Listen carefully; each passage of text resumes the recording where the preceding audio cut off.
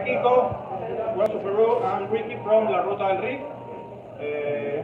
In recent years, we've seen the farewell of several classic bands, the departure of Ozzy, and even rumors about the future of Megadeth. How do you see the panorama of rock and metal in coming years? Where do you think the emerging bands should stay to carry the torch and keep the genre alive? Oh, yeah, yeah.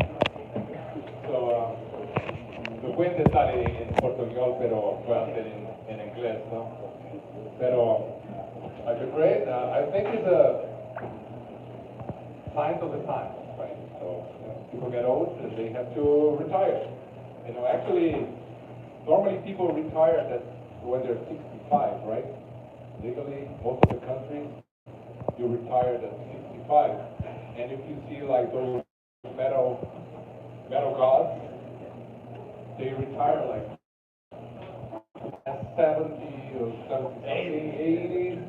So I think they have to they have the right to rest.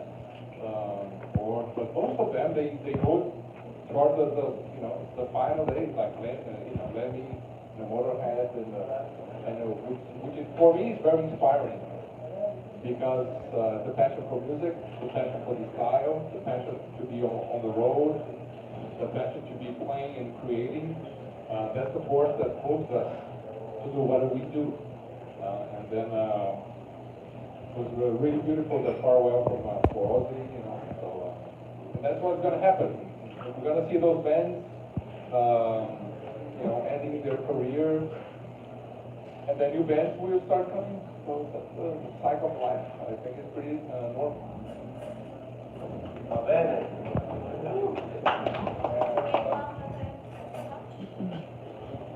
Está tibio, pues muchachos, ¿qué pasa? Dale. So the question is, what advice will give you the convention? To the convention, well, for the event on Saturday, just to be calm, and I was watching the videos, and I know the performance live is challenging, because if you play in your bedroom every day, and then suddenly you have to play in front of people, it might be very challenging. So just be calm and play what you play in your bedroom. Do your best, But in general, the advice is to keep evolving and learning and practicing and studying music and developing your concept as a band, as an artist. It's a long-term game. It's not like you're gonna practice guitar when you're a teenager and that's it. I'm still struggling, studying, practicing stuff, and trying to learn new things. So that's my advice for any musician.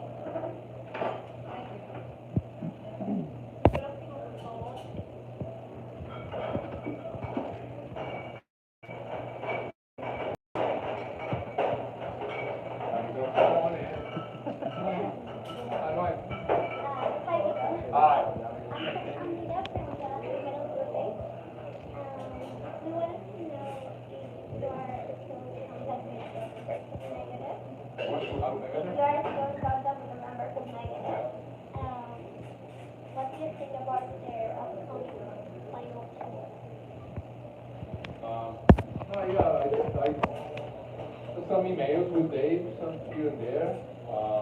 Doing the reggae song, bro. Yeah, the reggae was not accepted. I don't know, we Brazilians, we tend to use reggae as a funny thing, I don't know why. But I do like reggae. Yeah. It's not a problem. Yeah. But I thought that for Dave would be a good. But actually, he took it seriously. He thought I wanted to do it. It was just a joke. But he thought it was a real thing. But anyway, yeah, but with the other guys, Dirk, the drummer, sometimes as well, we talk. And about the tour, right? It was a surprise, but I I think after Ozzy, I think it was probably inspired by seeing the other bands, and then you can plan better. I believe that's what you're thinking. You know, plan better. In the final, we announced the final tour, but they didn't say like 1 year. So a final tour can be 10 years, right? Final tour.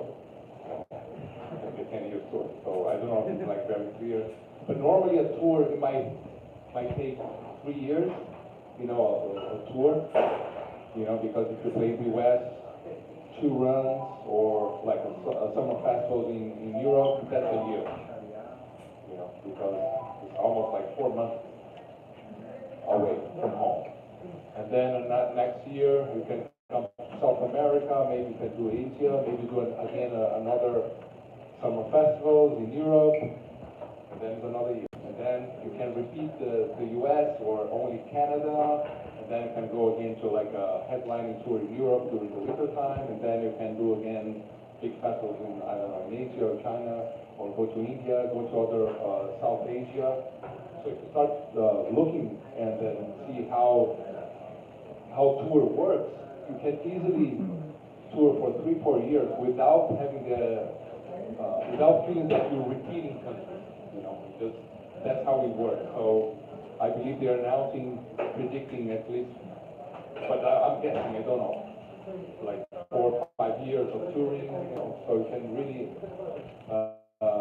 think and then decide what you want to do with your career nicely. You know? So I thought it was a good move. I think it was a good move.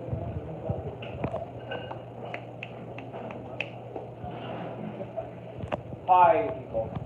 Bem-vindo a Lima, Peru. Lima, Peru. Boa tarde, Kiko. Boa tarde. So, I have 2 questions. Can I ask 2 questions, please? So, I'm on the ball. Yes. Thank you. What inspired you compose songs like The Borderline on your last album, Theory of Mind? What inspired you compose songs like Borderline on your last album, Theory of Mind?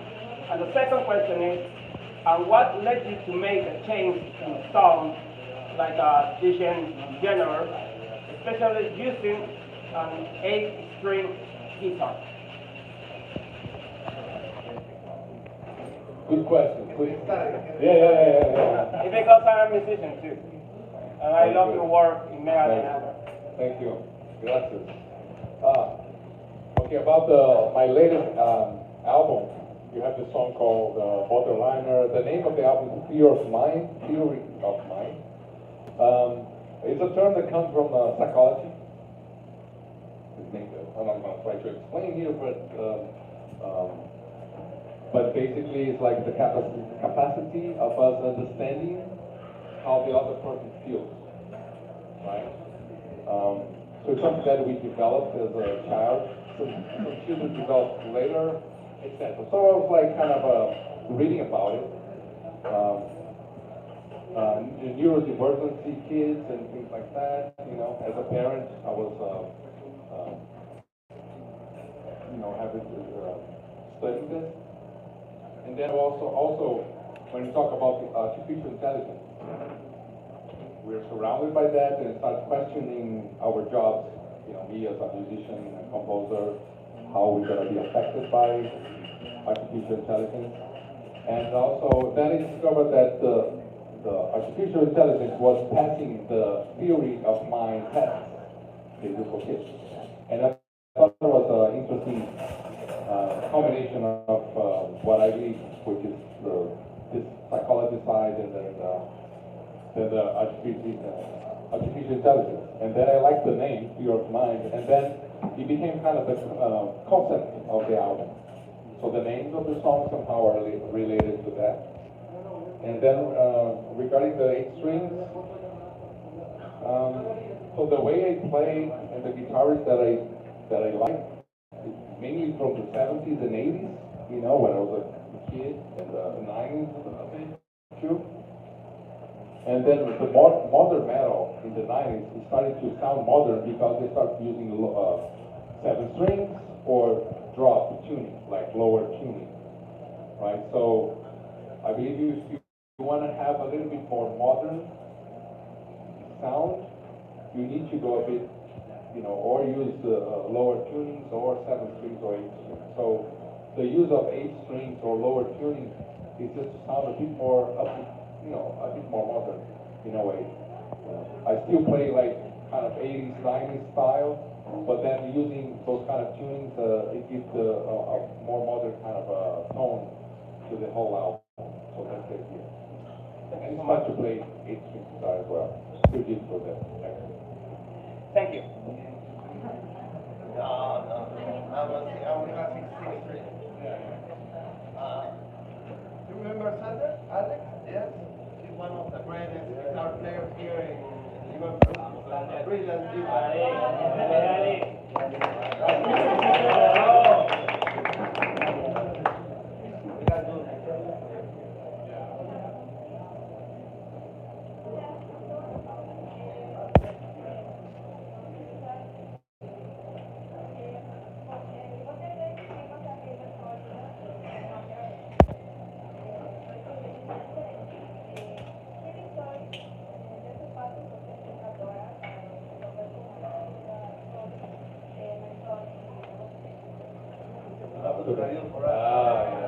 Translate. Entonces, he preguntado si la diferencia de tocar no Angra con Megadeth y que yo aprendí, ¿no? Con los grupos de cómo yo utilizo eso en mi carrera solista. Y también yo también tengo algunos grupos de mentoría, sí. Para mí, Angra y Megadeth no es muy diferente. Yo sé que para el fan es muy diferente, pero para mí, Shakira y Megadeth es diferente.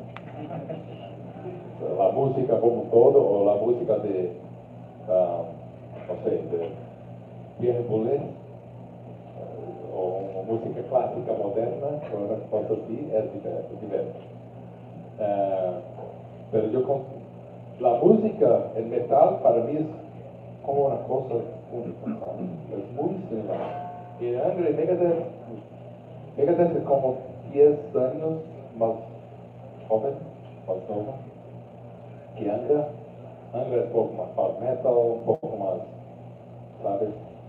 Tonalidades mayores, pero la cosa es muy similar. El tono para mí es lo mismo, pequeñas diferencias de técnica, un poco más agresivo uno, el otro más, Angra es un poco más abierto, más progresivo, tienes otras mezclas de otros estilos. El Megadeth es una cosa solo, pero Megadeth también tiene un poco de progresivo, ¿no? Con Polywars, con unas músicas que tienen muchas partes, que tienen movimientos diversos. Entonces para mí es lo mismo fácil, ¿sabes?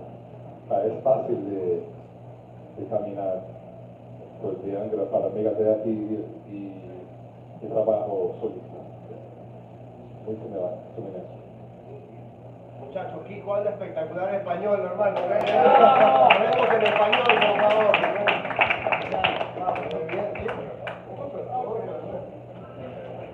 Español.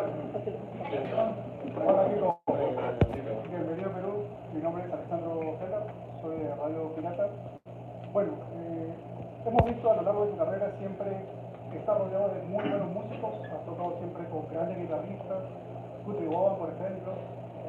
Mi pregunta es, ¿cuál es la influencia que tú tienes hoy en día con tan grandes talentos, inclusive del mismo Brasil, como Mateo Sasalto, por ejemplo? ¿Cómo recoges esa influencia y lo transmites a través de tu música? Porque hoy vemos un Kiko Loureiro mucho más maduro que antes. Esa es mi pregunta. ¿Cuál es la influencia que tú coges de estos buenos músicos con los que has tocado? La influencia de los más jóvenes, o de todos. De todos en general, con los que tú tocas, que son muy talentosos. Es complicado, porque tú estás pidiendo influencias. Claro, las influencias vendrían a ser de alguien, de repente, que le a los de ahora, a los modernos, ¿no? Entonces, la pregunta creo que sería, ¿cómo ves a la nueva generación de guitarristas como Mateo, como... No, básicamente si recoges Ah, si sacas algo de Sacas algo ellos. de ellos para tu propia influencia. You pick something from them. Sí, sí, sí, sí. El Confer es ¿cómo se dice? La misma edad. La hostia. La hostia, porque, pero somos de la misma generación, la misma edad.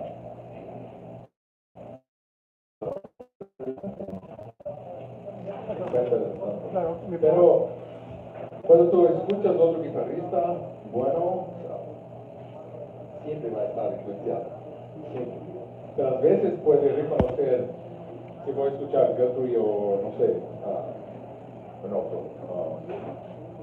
otro guitarrista. Yo, Mateo da Santo, por ejemplo.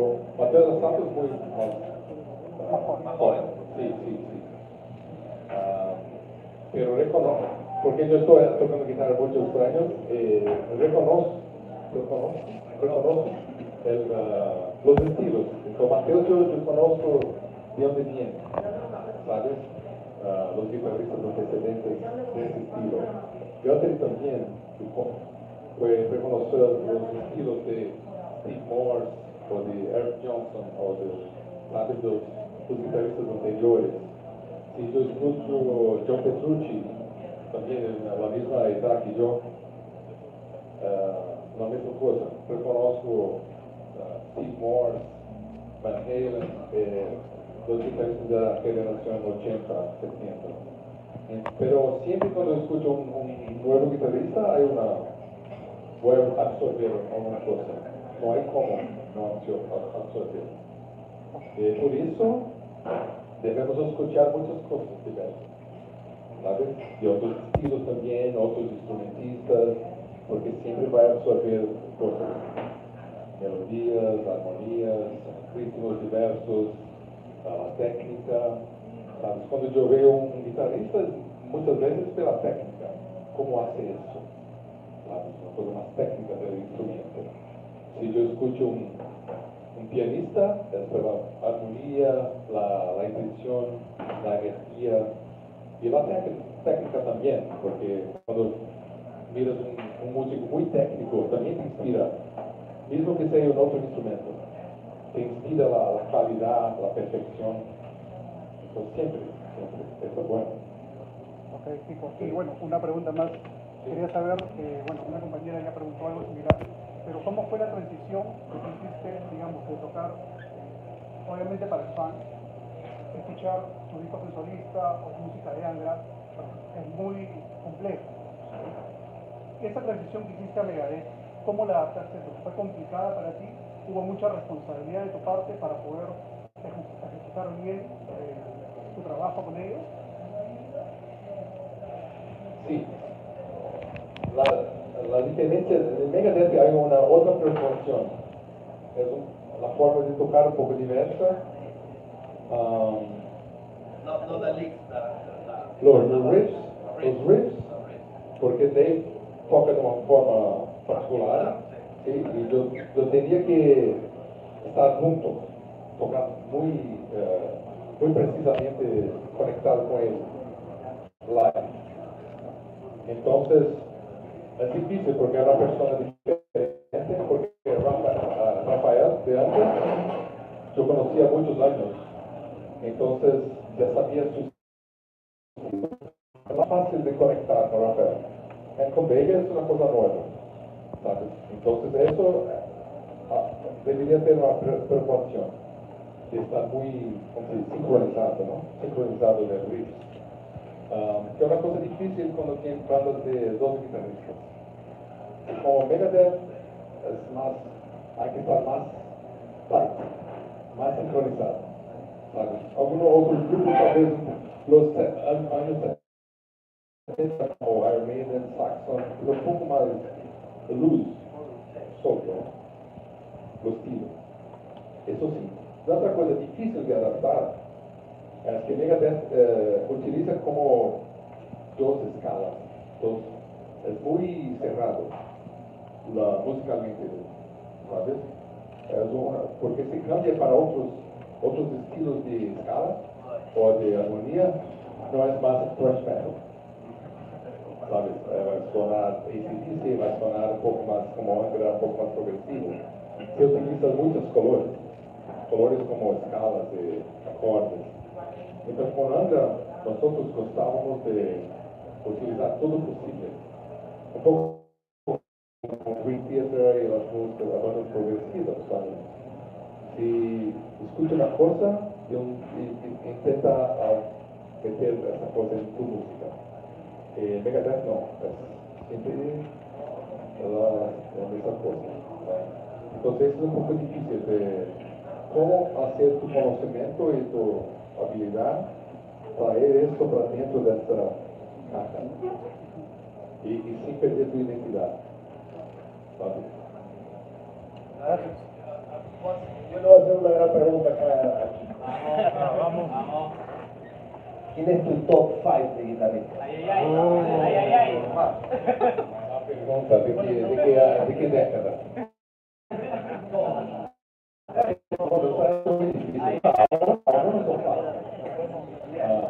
Yo sabía,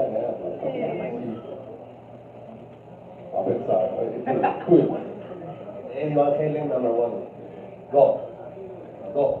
Ahí terrenales, Richie Blackmore, Randy Rhoads, Angus Young, Robbie Krieger, The Doors. Es difícil, ¿eh? Van Halen, los guitarristas que cambiaron la historia de la guitarra como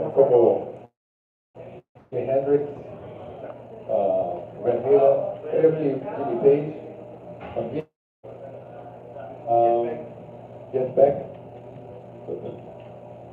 5 poco. La lista de 50. Pero Alan Woodward, para mí, porque también era el guitarrero de Ed Van Halen. Alan Woodward es un guitarrista inglés, jazz fusion, pero las cosas más complejas de Ed Van Halen estaba a sacar de Alan Woodward.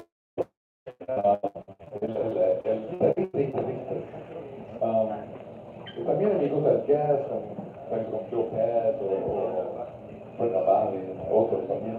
Pero sí, Van Halen, Hendrix por el cambio, ¿sabes? El cambio. Exactamente, sí. Y una cuestión social también, ¿no? Jimi Hendrix con la Vietnam War y todo, una cosa sociopolítica que existía. Sí, pero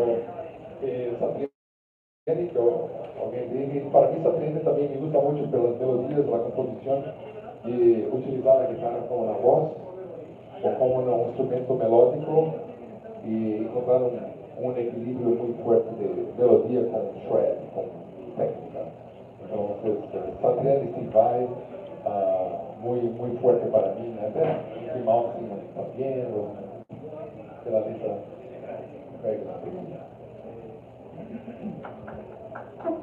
Bienvenido a Perú, mi nombre es Max de Guitar Notebook. Mi pregunta es, ¿qué opinión tienes sobre la nueva generación de guitarristas peruanos? Claro, como parte del Festival de Guitarristas 2025, ¿cuál es tu opinión del nivel de estas guitarristas peruanas? Los vídeos que yo vi son buenísimos. Sí. El nivel en general, ¿no? En general está muy alto técnicamente, ¿no? Probablemente la facilidad de poder estudiar, de material para estudiar, ¿no? Los vídeos, de tablaturas, de todo eso. Creo que se necesita más que hay que buscar ahora, porque la parte de instrumentos es un poco más fácil do que estaba. Yo sé que es difícil en Sudamérica, yo sé que es difícil, pero es más fácil que antes.